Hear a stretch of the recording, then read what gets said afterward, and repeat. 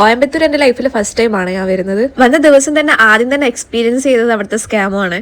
എന്തായാലും ട്രിപ്പിന്റെ ഒരു complete mood തന്നെ പോയി കിട്ടിയേ. ഇത് നമ്മൾ ഒട്ടും പ്ലാൻ ചെയ്യാണ്ട് എറണാകുളത്ത് നിന്ന് ഊട്ടിയിലേക്ക് പോയ ഒരു ട്രിപ്പാണ്. ഫ്രൈഡേ ദുഃഖവെള്ളി കാരണം നമുക്ക് ലീവ് ആയതുകൊണ്ട് സാറ്റർഡേ സൺഡേയും കൂടി ഉണ്ടല്ലോ. അപ്പൊ 3 days ഒരുമിച്ച് കിട്ടുന്നതുകൊണ്ട് തന്നെ ഒരു 2 days കൊണ്ട് പെട്ടെന്ന് പോയി വരാൻ പറ്റുന്ന രീതിയിൽ ഇറങ്ങിയതാണ്. അങ്ങനെ വ്യാഴാഴ്ച വൈകിട്ടാണ് നമ്മൾ ഇങ്ങനെ പോകാന്ന് തീരുമാനിച്ചത്. ഒന്നും നോക്കിയില്ല, വ്യാഴാഴ്ചത്തെ 9:30 ട്രെയിനിൽ തന്നെ കയറി. അതും ജനറലില് ബുക്ക് പോലും ചെയ്തിട്ടുണ്ടായിട്ടില്ല.